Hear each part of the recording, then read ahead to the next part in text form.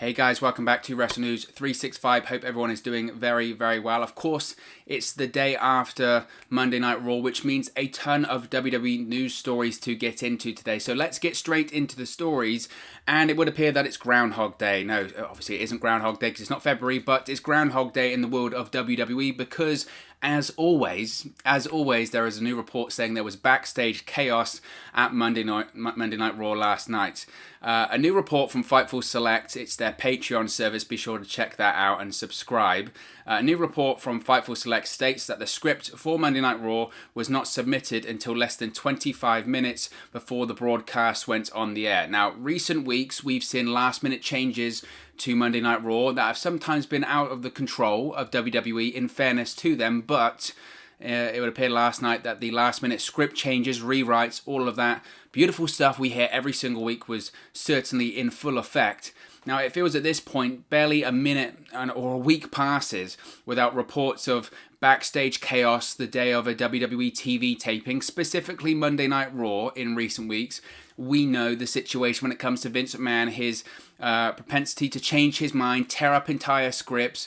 We hear reports of, the second and third hour of Raw were being rewritten as the first hour of Raw was on the air, that kind of stuff. It feels like at the moment, though, when it comes to Raw, it's just exponential, isn't it? It's exponential. It feels like every single week it's getting worse and worse. I actually thought going into Raw last night that this would actually be a little bit under control because we had things that were announced prior to the show going on the air. We knew we were getting the triple threat match main event to determine the number one contender for the WWE Championship. We knew we were getting a moment of bliss with Randy Orton, and we knew that was going to involve Bray Wyatt somehow. And we also had the Symphony of Destruction match, whatever they want to call it, with Jeff Hardy and Elias. We knew that going into it, so I thought, okay, we're going to get some form of structure, some form of plan to the show. But according to this report from Fightful Select, 25 minutes before the show goes on the air, that's insane. That's insane. But it's nothing new. It's nothing new. And I mentioned this before, and I think it resonates here, that whatever is the B show at the time in the WWE, it just gets rewritten. Why? Because it doesn't have the full attention of Vince McMahon. It was the same issue for years and years with SmackDown, specifically when SmackDown went to USA and it became SmackDown Live after the brand extension. You would hear it all the time. Every single Tuesday, you would hardly have anything announced for SmackDown Live, and then you would get these reports, right, an hour before the show goes on the air. Oh, it's all chaos backstage. Why? Because Vince McMahon had decided to rewrite the entire show. Why had he decided to do that? Because for the other 6 days of the week, his sole focus is on the A show, which was at the time Monday Night Raw, and you didn't hear that many stories about chaos at Monday Night Raw as opposed to chaos at SmackDown Live, because once Vince McMahon's decided he's done with Raw, that's out the way, that's been broadcast, then he had like a day or so to focus on SmackDown. And that's what he would do. He'd go, oh, this is terrible, I've seen this script, which had been written days in advance, by the way, but you'd see the script go, it's terrible, rewrite it an hour before the show goes on the air. And it's the same with Raw now. For 6 days a week, Vince McMahon is focused, his sole focus is Friday Night SmackDown on Fox for a variety of reasons. The two major reasons being it generates more money for them. It's $1 billion contract, so of course it has his sole attention. And also it gets more viewers. Therefore, it's the A show. It's been the A show ever since it moved to Fox. Therefore, Monday Night Raw, it's the B show. It gets less viewers and they get less money for it. Vince McMahon's attention is on SmackDown. Once SmackDown's been broadcast and it's off the air, then he has a day or two to focus on Raw, and he gets the script and he goes, this is terrible, and he rips it up. And I almost feel sorry for the WWE writers at this point, right? Because, again, this isn't a new story. This happens all the time, and we criticize WWE writers all the time. We always criticize them. They don't know what they're doing. What they write is bad. It's cheesy, bad dialogue, etc., etc. Lord knows I've criticized WWE writers in the past, but it is the most redundant job out there. It really is, because you could spend a week, right? All these Raw writers. I mean, I don't really know how the creative system works in WWE now. We used to have a Raw and SmackDown writing team. That was changed due to the pandemic. It was merged together, right? Streamlined is how they referenced it, with Bruce Pritchard overseeing it as the executive director of Raw and SmackDown. Nevertheless, you have these writers that maybe spend 5-6 days putting together Monday Night Raw, putting together their respective segments, promos, whatever, and then the day of the show, hours before the show, or in this case 25 minutes before the show, Vince McMahon goes, no, I don't like it, rewrite it. and then he decides to rewrite it. And I think the idea of the term Vince McMahon rewriting it is kind of, it's a bit of a myth, to be honest, because when we hear the term, oh, Vince McMahon's decided to rewrite Monday Night Raw, we have this image, or at least an image comes in my mind, of Vince McMahon going, right, gets out his pen and his little legal pad and writes out segment 1 and does it all himself. He doesn't. In reality, what happens is he gets the script for Raw, he flips through it, he puts notes on it, notes from VKM, and decides, you know what, don't like that, don't like that, don't like that. Gives it back to the writers, then they have to write it. The pressure is on them, not on Vince McMahon. And every single week we hear it at this point. Oh, last minute rewrites, backstage chaos. And again, I feel sorry for the writers because they have to put up with it. And obviously I feel sorry for the talent because in some cases they have to learn a 15-minute promo, which they shouldn't have to do anyway. But they learn a 15-minute promo in about 5 minutes, and then if they flub their lines or they go out there and they're looking like they're trying to recall something or they're trying to remember what they have to say, it doesn't look real, and then they're criticised for their performance. Oh, your performance didn't seem real out there. Well, I'm trying to learn a promo that was handed to me minutes before we went on the air. So this chaos, it's every single week, and I know every single time these reports come out, it is a big story, and I know that, look, it's the story we've led with today for this WWE news video. Nevertheless, it just feels like Groundhog Day every single week. And again, I know these are trying times, but you don't even have the excuse of these live events going on because they're not going on. The only thing that the WWE writers and the talent have to prepare for at this point is these TV events, which is Raw on Monday, SmackDown on Friday, and the pay-per-view on a Sunday whenever that happens. So what are you doing? What are you doing for the entirety of the week? I know what the writers are doing. They're writing the show. And then the day of, Vince McMahon decides to just rip it up. What's Vince McMahon doing? I know he's running a $1 billion publicly traded company, but come on. Come on, there has to be a simple way. There doesn't need to be this chaos. I know planning doesn't exist in WWE, but it should. It should. It's chaos to the nth degree, and it's every single week. I mean, for your stress levels, it must be absolutely insane. Absolutely insane. Nevertheless, it's not surprising. It's not surprising, is it? Also, let's have an update on Jeff Hardy. Now, Jeff Hardy, if you watched Monday Night Raw last night, was involved in a really, really scary spot. He took a very scary bump during last night's Symphony of Destruction match on Monday Night Raw. He went all the way up to the top turnbuckle and then actually stood on top of it's not even steel ring post anymore, it's the LED ring post, delivered a swanton bomb, putting Elias through a table to pick up the victory. But since the table was placed in a corner on ringside, it was quite a cramped area. There wasn't a lot of room for maneuver there, and it seemed like only Jeff Hardy's legs made contact with Elias on the table, while the back of his neck and his skull brushed against the edge of the steel steps. It just was awkward. It was such an awkward fall. He couldn't have fallen any worse, quite frankly, unless he fell straight on his head. So after the victory, Jeff Hardy was seen tapping a tambourine a few times as he struggled to get up. He was later seen in a conversation with a WWE official. They were checking for signs of blood, seeing if he was all there, seeing if he was concussed or anything like that. But we do have an update on Jeff Hardy after this scary fall. It was one of those falls that as soon as you saw it, as soon as it happened, you went, oh my gosh, that could have been really bad. I mean, really bad. But according to Dave Meltzer, on a recent edition of the Wrestling Observer Radio, Hardy is, quote, said to be okay and did not show any signs of concussion in the backstage area. Meltzer noted that he initially heard, quote, there was an expectation that Hardy suffered a concussion, but he was not diagnosed with one. However, Meltzer said it's still possible that Hardy suffered a concussion since many athletes don't show symptoms immediately after such scary bumps. The irony that, Meltzer's talking about concussions there. Remember, Matt Hardy didn't suffer a concussion at All Out. Do me a favour, honestly. The Observer added that Hardy's legs going through the table first slowed down the fall a little, or his head might have crashed against the steps with more velocity. Meltzer said Hardy walking around like he was hurt live on TV wasn't a sow and he was legitimately in pain. Obviously. I mean, the guy just did a swanton, threw a table and smashed his head on steel steps. I don't think that was a sow either. Plus, Jeff Hardy, he walks around like he's in pain the entire time because he is. He's a guy, what, is he 40 now? He's nearly in his, if he's not in his 40s, he's definitely close to.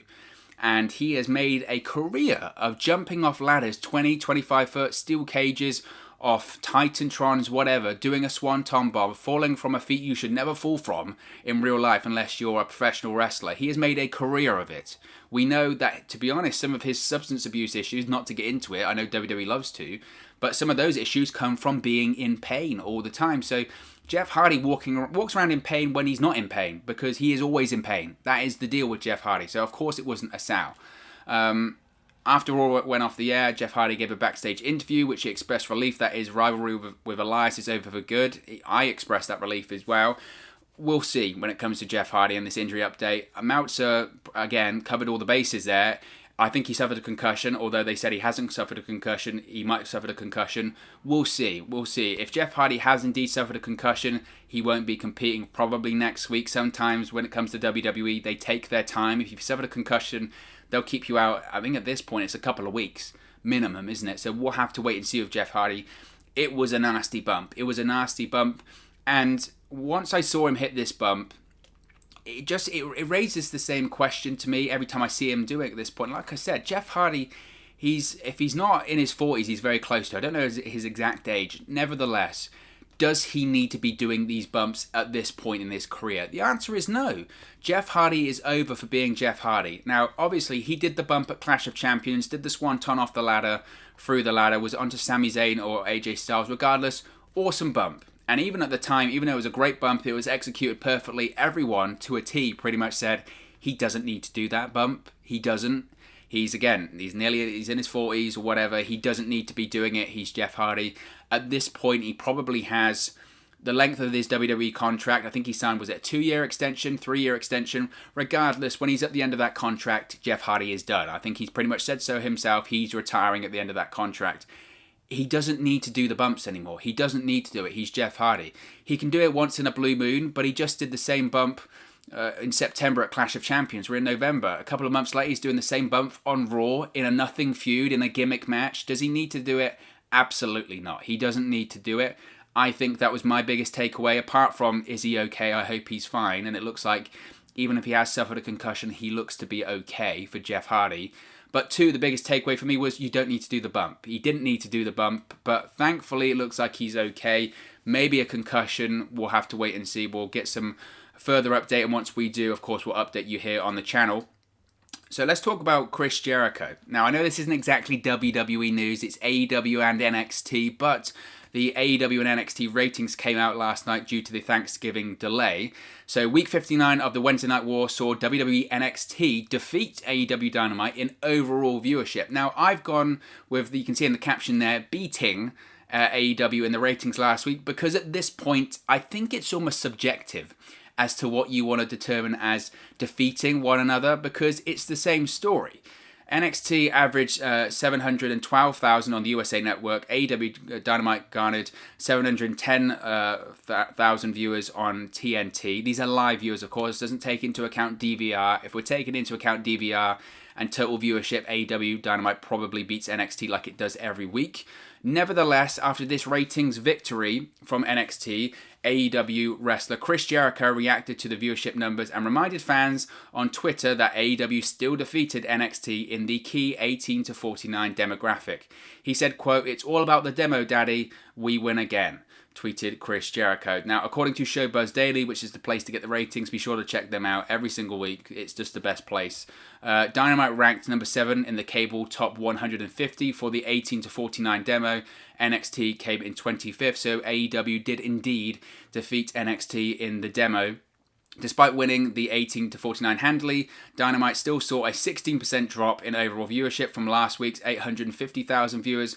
On the other hand, NXT saw a near 12% jump from last week's 638,000 viewers. For AEW, this was the lowest Wednesday night number since the June 24 show, which drew 633,000 viewers. The ratings, as I mentioned, were delayed until early Monday due to Thanksgiving holiday. Now, again, to me, not that it's a non-story, because I am one of those people who is a proponent that ratings still do matter, and ratings still are something of a discussion point, and they do matter in terms of to the networks, and they do matter in terms to advertisers if you're going to pick to advertise during that show.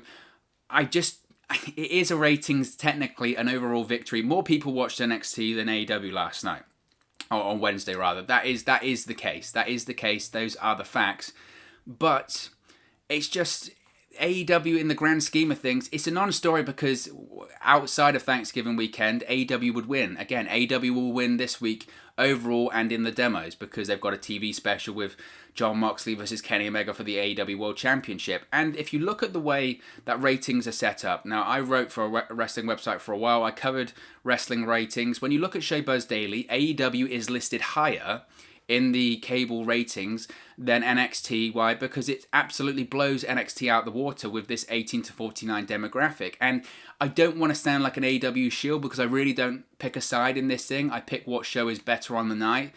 And AEW is ranked higher because it absolutely kills NXT in the ratings. And every time there is a holiday or something like this, AEW might do a little bit worse than NXT. Let's remember, there's 2,000 live viewers in it. It's not exactly like NXT blew AEW out the water. It's 2,000 live viewers. As I said, if you factor in DVR, which these ratings don't, when it says 712,000, that means live viewers. If you factor in DVR, AEW would have absolutely blown NXT out the water. They do it every week. If it was unopposed, I mean, we've seen when it's unopposed, AEW Dynamite gets regularly over 1 million viewers.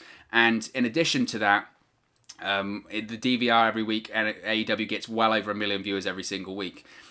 Again, we saw this last year when it came to Thanksgiving. AEW has a much younger audience than NXT and WWE. The only demo that AEW doesn't beat NXT in every week is that 50 plus. And traditionally, when we have these holiday episodes, whether it's Thanksgiving, Christmas, whatever, AEW goes down because the younger audience is busy. They go off do Thanksgiving, they go off doing Christmas celebrations, whatever. AEW's audience isn't as, I don't know, they're not as stuck watching the program, but they have a younger audience. Whereas WWE, they have a strong audience, relatively so, in that 50 plus demographic, who have stuck with WWE for, at that point, 20 or 30 years. It's part of their viewership habit and routine. They do it every single week. That is what they do. So they stick around regardless of the holidays or not. That is the pattern here.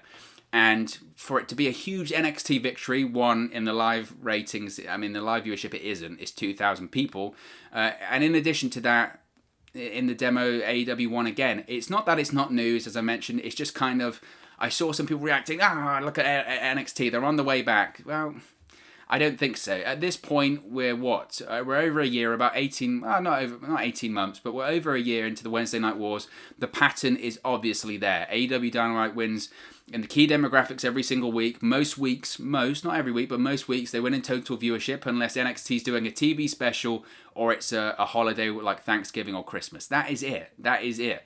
So I don't expect that to change anytime soon. Like I said, AEW this coming week, tomorrow night, they'll blow NXT out the water. I have no doubts about that because NXT isn't even really running anything majorly opposed to it. Yes, it's the go-home show into War Games, but it isn't going to be AEW this week. It just isn't. And that's the way the ratings work on Wednesday nights right now. And until one show moves, that is just the way it's going to work. So not that it's a non-story, but I kind of, when I saw this, I kind of rolled my eyes a little bit because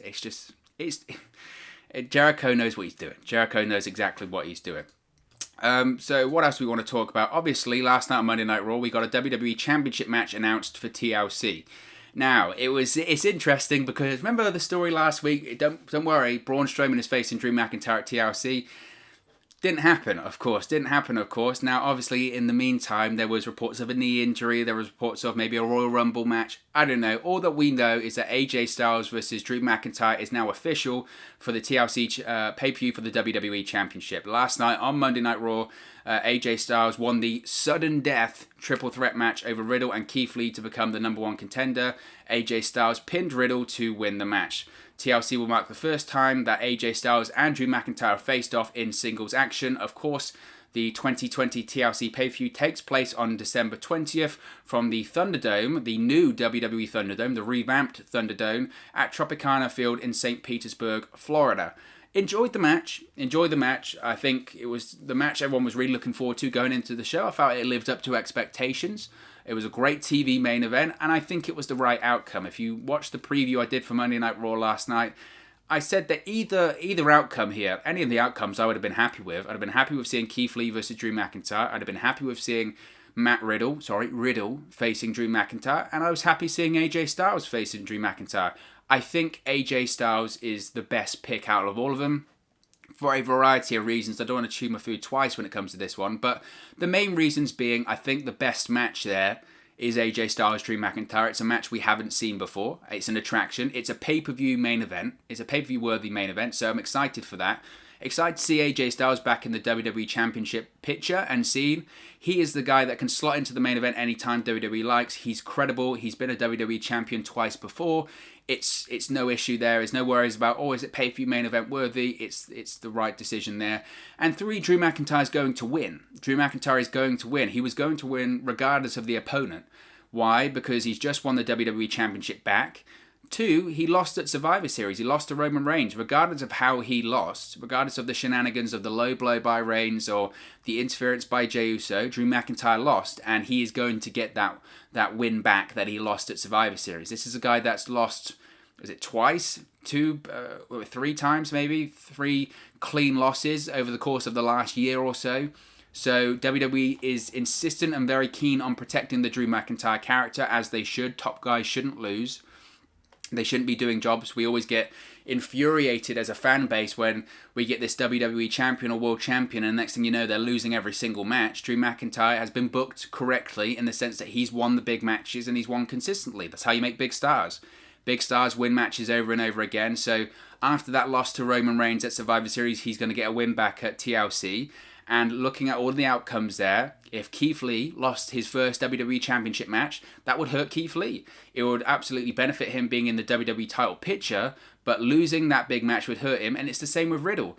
I said it before, up-and-coming talent, they can only lose so many big matches before fans, we stop getting invested in them. Braun Strowman is the best example of that. He lost, 5 Universal title matches to Brock Lesnar or whoever.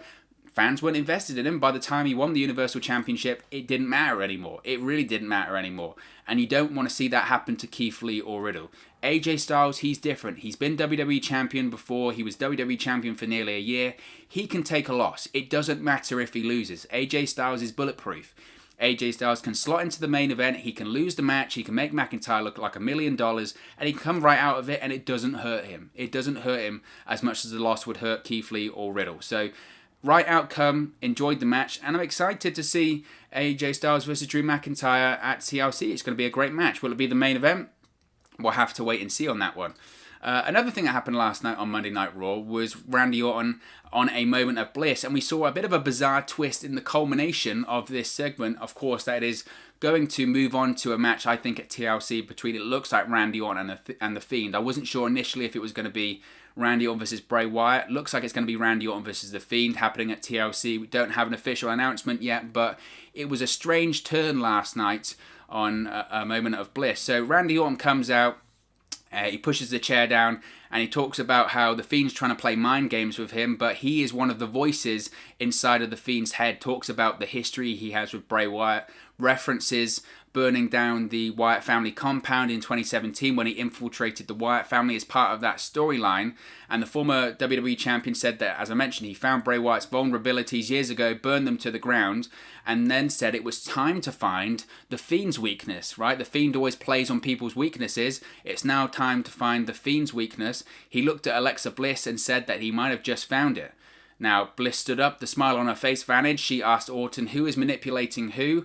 The lights went out, the Fiend's music began to play, but when the lights came back on, Randy Orton had Alexa Bliss in his arms, as the Fiend then changed his dynamic, changed his character. He had a bit of a concerned look on his face and begged Randy Orton to leave Bliss alone. The Fiend slowly moved towards Randy Orton, who handed Alexa Bliss over to the Fiend before leaving the ring. The Viper then retreated up the ramp and said, "Who's laughing now?" This was, I thought, a really interesting segment. Now, I saw some people criticizing this. Specifically, I saw Vince Russo talk about Alexa Bliss wasn't fighting in the arms of Randy Orton. It didn't look like she was struggling to get out. I kind of agree with him there, but I also think that it was maybe part of her character.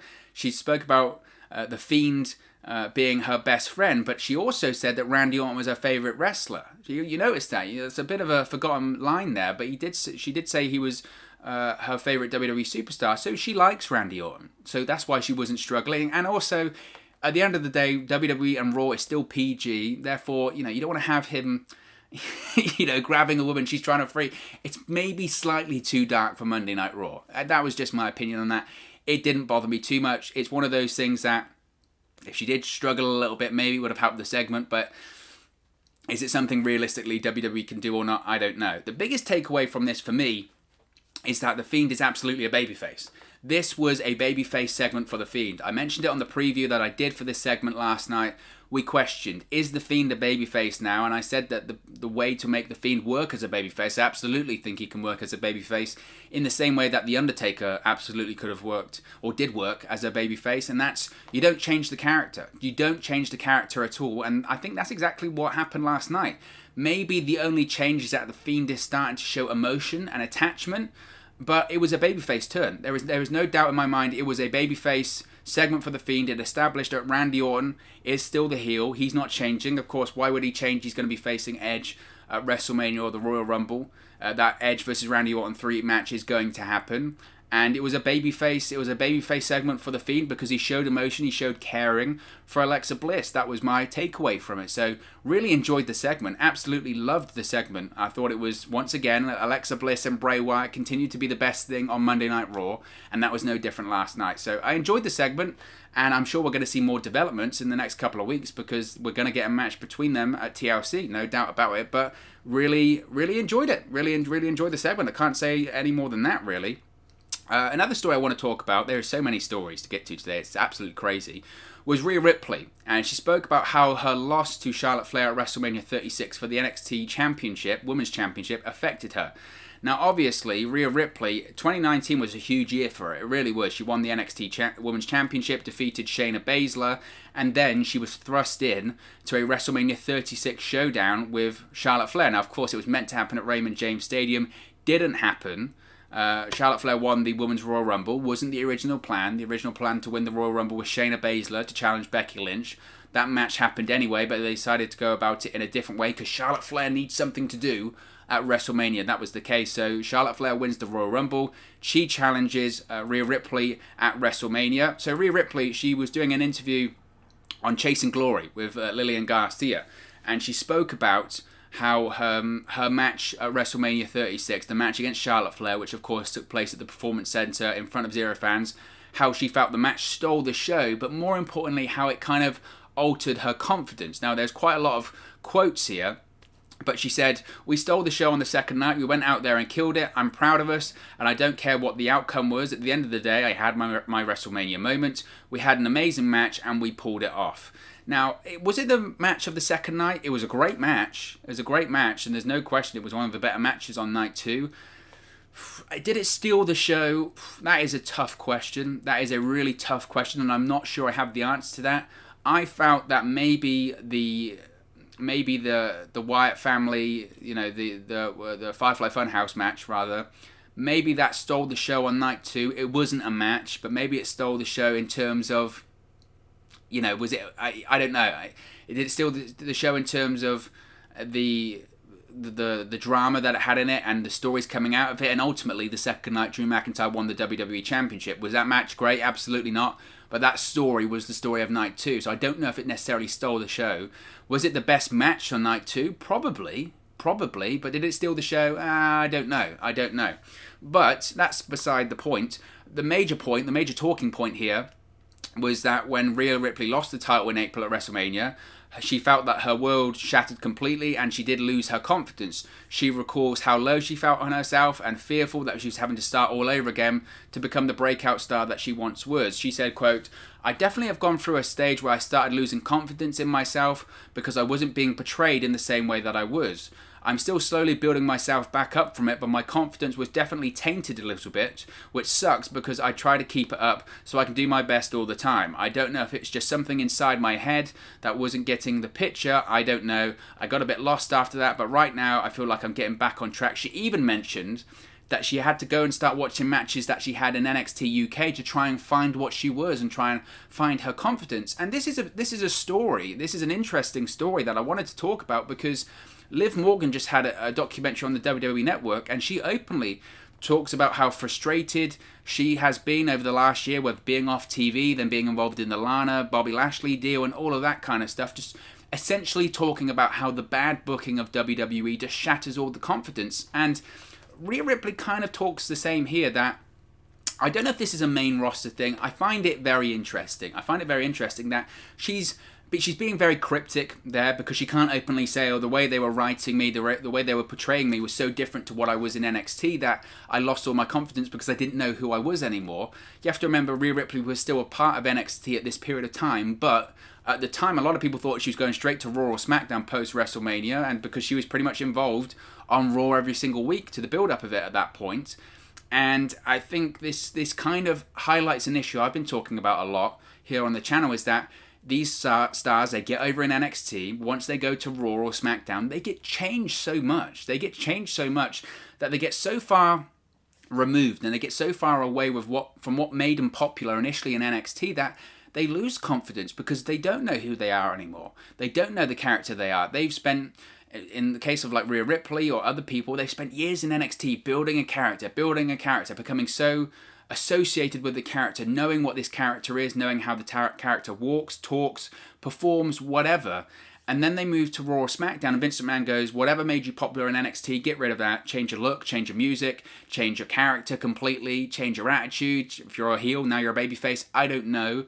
They change something, or they change everything, to the point that you do lose confidence because you're not what made you popular, and then you start second guessing yourself of, well, I don't know who I'm meant to be now, and I don't know what I'm meant to do. And I know some people might say, well, you just got to get used to it, you've got to adapt, that's the whole WWE process. But again, to me then, that says the WWE process from NXT to Raw or SmackDown fundamentally doesn't work. Because if you're saying, by necessity, if you're saying you have to change when you get to the main roster, that says what you were doing in NXT isn't acceptable in WWE.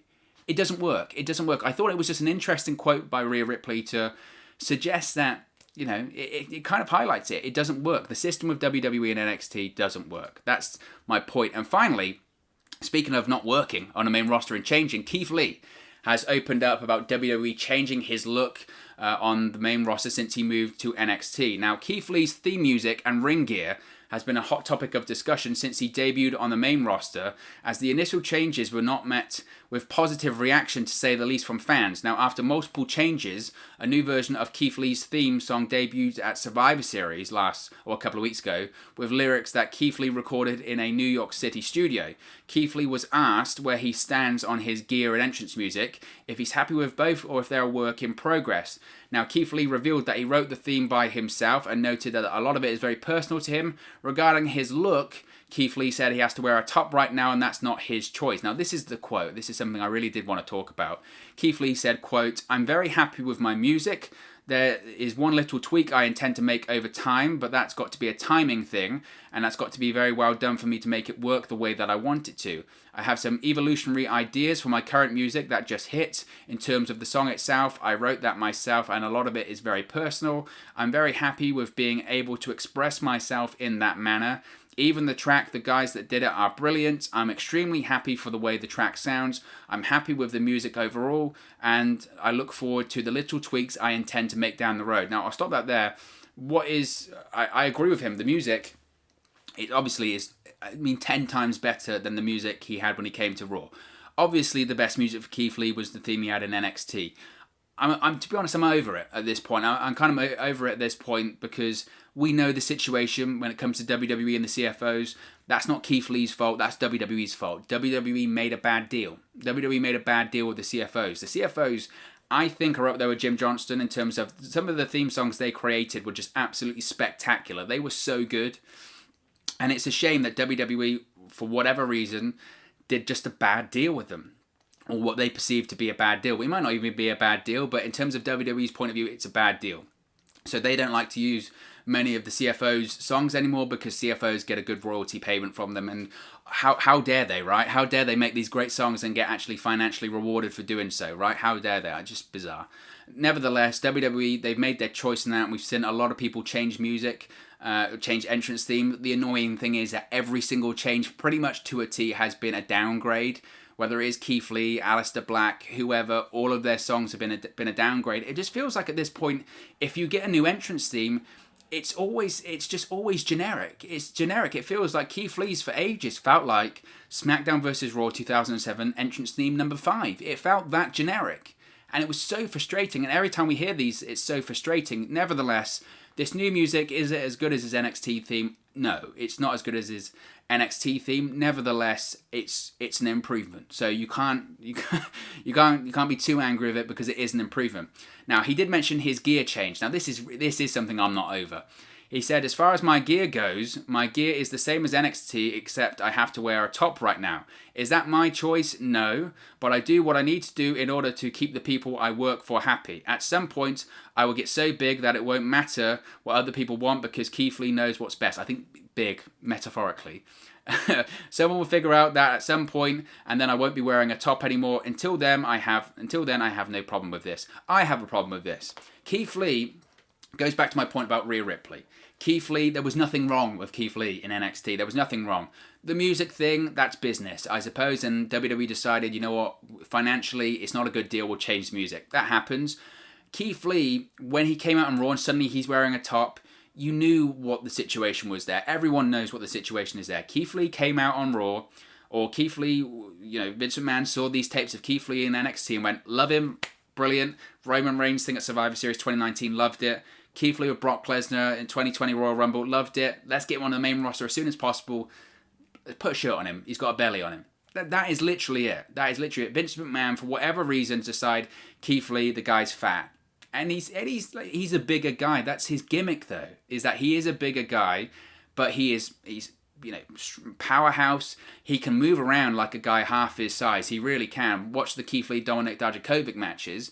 It's the point of Keith Lee is that the initial look at him going, oh, this guy is just a big guy, but then he's incredible in the ring. And I don't know why you'd want to cover that up. For some reason, Vince McMahon thinks to be a power stronghouse, you need to look like you're just completely juicing every single week. That isn't the case. That isn't the case. Go to any powerlifting or World's Strongest Man competition. You see the guys look like Keith Lee. Now, is Keith Lee the strongest man in the world? No. But look at Mark Henry. Was Mark Henry ever defined and jacked up? No, because a lot of these strong guys, they don't look like these, you know, Adonises or whatever, and Keith Lee is the same. It's a Vince McMahonism that I don't understand because it wasn't a problem. Never did I watch a Keith Lee match and go, oh, this guy looks really fat. I never noticed it. If anything, I notice it more now because he's wearing the shirt. It draws attention to it, and the shirt is so tight. The shirt is so tight that it's to the point now that it's so tight it actually highlights everything even more. It's so tight that it extenuates his stomach and all that kind of stuff. It's ridiculous. It's ridiculous that he has to wear this shirt. It's like, I mean, if you've ever worked in an office, you see someone comes in one morning, they might be a bigger person and they're wearing a tighter shirt, and you go, wear a looser shirt. Or in this case, Keith Lee, don't wear one.